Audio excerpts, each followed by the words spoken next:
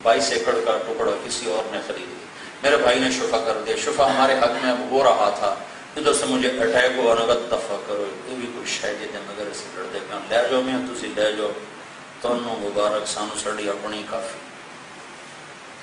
कर्र हो बिल फना, इसे मनवा के तुझे मरना है, इसे मनवा के तुझे छोड़ के जाना है। तो इतना मैंने मसरूफ वक्त गुजारा, लेकिन उस वक्त जो सबसे ज्यादा गम था मुझे वो उन घड़ियों पे था जो गफलत में चली कि हाय इतनी देर रात मैंने तहज्जुद नहीं पढ़ी,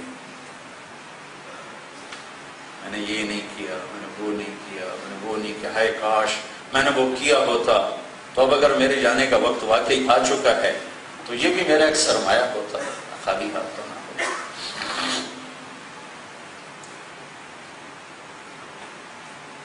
मैं पहले भी ये हजरत अली की नसीहत याद रखता हूँ, कहता भी रहता हूँ, लेकिन इसको मेरा दिल बोले, इस वक्त मैं जबान से नहीं बोल रहा हूँ, मैं दिल से बोल, खिताबत नहीं है, फरियाद है, तकरीर नहीं है, नौहा है, अंदर से बोल। मैंने इसकी खवासत को करीब से देखा। मैं एक मजमून बयान किया करता था कि मैथमेटिक्स का उसूल है, बड़ी से बड़े रकम को जीरो से ज़रब दो तो जीरो हो जाता है, 100 से करोड़ अरब 10 खरब इंटू जीरो इज जीरो। फिर उस पर मैं ये बात क्या करता था कि जिंदगी की बड़ी से बड़ी कामयाबी को जब मौत से ज़रब मिलेगी तो जीरो हो जाएगा।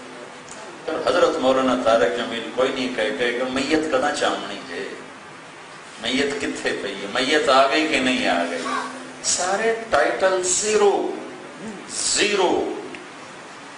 और उस वक्त मैंने आपको जीरो होते देखा, क्योंकि कोई एक मुझे हॉल उठ गया था कि सारे डॉक्टर, कोई डॉक्टरी का उसूल है, मरीज मर भी रहा हो तो उसे तसल्ली दो, इंशाल्लाह आप ठीक हो जाए। वो इतने सहमे हुए थे कि झूठी तसल्ली देने के लिए भी मुझे तैयार नहीं थे। सगा भाई बीच में खड़ा,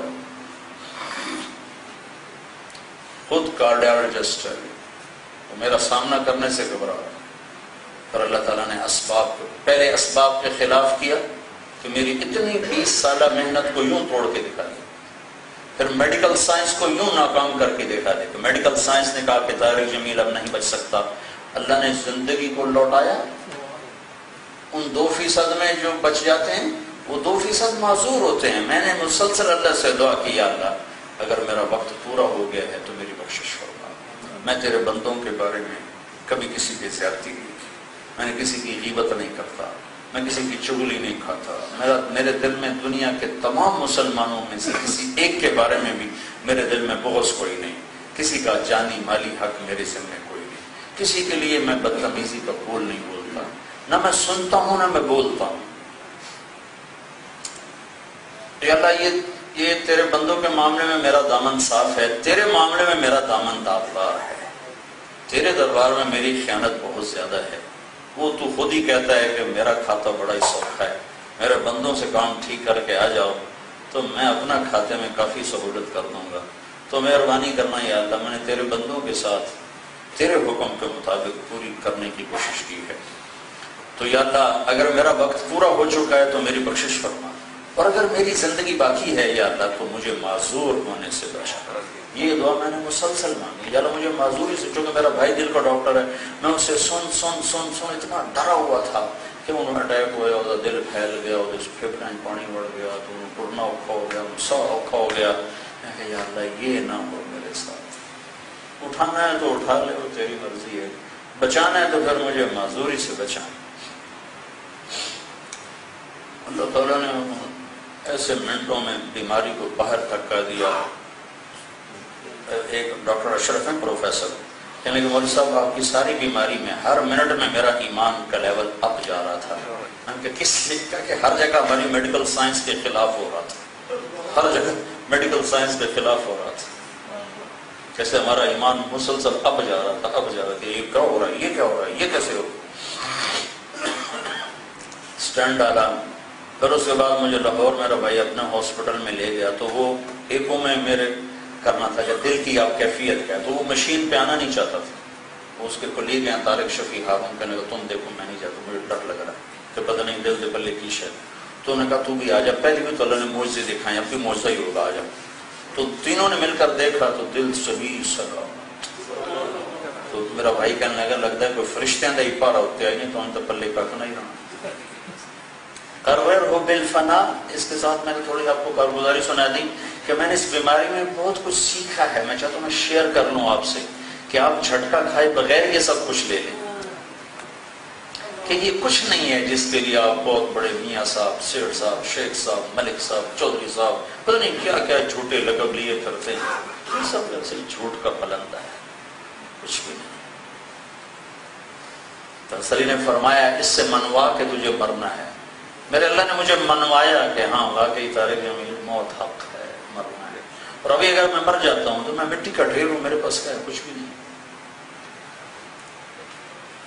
اور پھر آخری جملہ جو سارے مسلمان کی محنت کا طرز عمل ہے کہ میرے بیٹے فلا تبع آخرتک بدنیاک بل بع دنیاک بآخرتک، میرے بیٹے جب کبھی دین اور دنیا میں ٹکر ہو تو دنیا بیچ دینا، آخرت بچا لینا۔ یہ ہمارا طرز زندگی۔ اسلام آباد کا تاجر ہو یا وہ فیصل آباد کا تاجر ہو، طرز زندگی یہ ہے کہ ہم اپنی آخرت کو بچائیں، دنیا کو چھوڑ دیں۔ دنیا اور آخرت میں ٹکر ہوگی تو دنیا چھوڑیں گے، آخرت کو بچائیں گے۔ آخرت کو بچائیں گے تو دنیا بھی بچ جائے گی، ورنہ نہ یہ نہ وہ، دونوں ہاتھ سے گئے۔ نہ خدا ہے ملا، نہ مثال صنم، نہ ادھر کے رہے نہ ادھر کے رہے، ایسا نہ ہو بازی ہار کے جائیں۔ تو میرے بھائیو، اپنا طرز زندگی وہ بناؤ جو ایک مسلمان کا ہوتا ہے، تو اپنی ترجیحات میں آخرت کو آگے رکھتا ہے، اللہ اس کے رسول کو آگے رکھتا ہے، اس کی پہلی ترجیح اللہ کا رسول ہے، اللہ ہے، باقی چیزیں بعد میں ہیں، لیکن یہ ترجیحات ماحول سے بدلتی ہیں، ایسے نہیں بدلتی۔ 2001 میں سعید انور نے میرے ساتھ 3 دن لگائے، پہلی 3 دن، تو میں نے پوچھا کیا فائدہ ہوا؟ کہنے لگا ترجیحات بدل گئی، ترجیحات بدل گئی۔ پہلے شوق تھا کوئی ریکارڈ قائم کروں، اب شوق ہے کہ بخشش ہو جائے، بخشش ہو جائے۔ تو میری آپ سے گزارش ہے کہ یہ ماحول اور صحبت سے چیزیں آتی ہیں۔ آپ سب اہل ایمان ہیں، جب آپ بیٹھے تھے آپ کے چہروں کا رنگ اور تھا، ابھی کچھ اور ہے، میں نے کوئی جادو تو نہیں کیا، ہاں آپ کے اپنے اندر جو ایمان کا ایک سرمایہ، میں نے اس کو تھوڑی سی حرکت دی ہے تو وہ باہر نکل کے آپ کے چہروں پہ نمایاں ہو گیا ہے۔ اس کو اگر ایسا پانی ملتا رہے گا تو اس میں بہار آ جائے گی۔ اسے تو بار بار سننے اور سنانے کی ضرورت۔ تبلیغ میں یہ ماحول میسر ہے، یہ چیزیں میسر ہیں، اور اس میں نکلنا زندگی کا رخ بدلتا ہے۔ جنید جمشید انجینئر تھا، سول انجینئر، اور یہ لاہور کی یونیورسٹی کا پڑھا ہوا تھا، 8000 روپے اس کی تنخواہ تھی۔ اس کو پیپسی والوں نے جب 2.5 لاکھ روپے دیا گانا گانے کے لیے، پیپسی کو یہ 8000 لیتا تھا، 80 کی دہائی میں 2.5 لاکھ بہت بڑی رقم تھی، تو بقول اس کے کہنے لگا میں ہوا میں اڑنے لگا کہ 2.5 لاکھ روپیہ مل گیا۔ وہی جنید جمشید جب اس کی ترجیحات بدلی تو اسی پیپسی نے اس کو 4.5 کروڑ روپے کی پیشکش کی کہ ایک کیسٹ تیار کر کے دے دو، پھر توبہ کر لینا، 4.5 کروڑ پر ایک کیسٹ ہمیں تیار کر کے دے دو، پھر تھوڑی شیو کرا دو۔ وہ 4 مہینے لگا کے تبلیغ میں لگ چکا تھا، تو انہوں نے اس کی آخری منت کی کہ اب 4.5 کروڑ ہم سے لے لو اور یہ داڑھی مڈا دو اور 10 گانے ہمیں تیار کر کے دے دو، پھر داڑھی بھی رکھ لینا، توبہ بھی کر لینا۔